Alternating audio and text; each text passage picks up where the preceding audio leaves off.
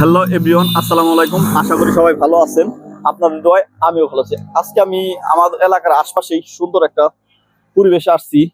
তো অনেকেই আছেন আপনারা যারা বন্ধু বান্ধব, ভাই বেড়াদার, আত্মীয়স্বজন, রিলেটিভের কারো বাইক নেন, একটু প্রয়োজনে বাইক চালাতে চান এবং নেন, অথবা নতুন শিখতে চান। তাদের সামনে আপনারা অনেক সময় বাইকটা স্টার্ট দিতে একটু ভুল করে ফেলেন, আর তখনই তাদের মনে হয় ও গাড়ি স্টার্ট দিতে পারে না ভালো করে, তাহলে কিভাবে বাইক চালাবো। তো আপনাদের আমি দুইটা ক্লিক করব আমার এই বাইকটা স্টার্ট দেওয়ার জন্য।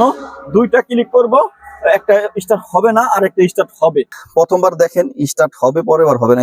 দেখেন আমি পিক আপ দিব শুধু, এই যে হয়ে গেল গা। এই দেখছেন একটা আমি শুধু এটা জাতা দিছি, সেলফের যে বাটনটা আছে বাটনটা শুধু আমি জাতা দিছি, আমার স্টার্ট হয়ে গেছে। সো অনেকে করে কি স্টার্ট দেওয়ার সময় পিক আপ দেয়।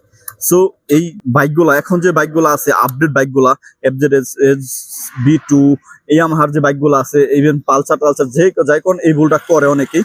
আর এখন আমি যেটা দেবো সেটা হবে না, দেখছেন অনেকে করে কি, ওই যে অনেক আগের যে গাড়িগুলো আছে তারা সেই গাড়িগুলো দেখছে, এখন এক ক্লিক স্টার্ট হয়ে গেছে। সো এখন তো আপনারা, আমি দুইটা অপশন আপনাদের আমি দেখাইলাম। সো আপনারা এই ভুলটা কখনোই করবেন না। স্টার্ট দিবেন যারা ভালো বাইকগুলা যেগুলো আছে, ইয়ামাহার, টিভিএস এর আপডেট বাইকগুলা। টিভিএস এর আপডেট বাইক বলতে বলছে টিভিএস এর ওই যে টিভিএস আরটিআর থেকে শুরু করে উপরে মডেলে যে হাই কোয়ালিটি জিএক্সআর, তারপরে এই বাইকগুলো আছে, সেগুলো আমাদের কখনো আপনার পিক আপ দেওয়ার দরকার নাই। পিক আপ দিলেই আপনার ইঞ্জিনে স্টার্ট যখন হবে না তখন ইঞ্জিনে একটা ইফেক্ট পড়ে যায়। সো ওই ইফেক্টে ইঞ্জিন আপনার ক্ষতি হয়, অনেক ক্ষতি হয়। আর আপনারা শুধু ওই সেলফের যে বাটনটা আছে সেই বাটনটার মধ্যেই ক্লিক করলেই, বাস জাতা দিয়ে ধরলেই আপনাদের হয়ে যাবে, স্টার্ট হয়ে যাবে। সো আগে যে বাইকগুলো দেখাইছেন সেলফ দেওয়ার সময় পিক আপ বাড়ি দেওয়া লাগে, সো ওইরকম করলে তারা মনে করে কি বাইক চালায় না চালায়, বাইকে চালায় না, বাইকের আজকে 12টা বাজাই দেবো।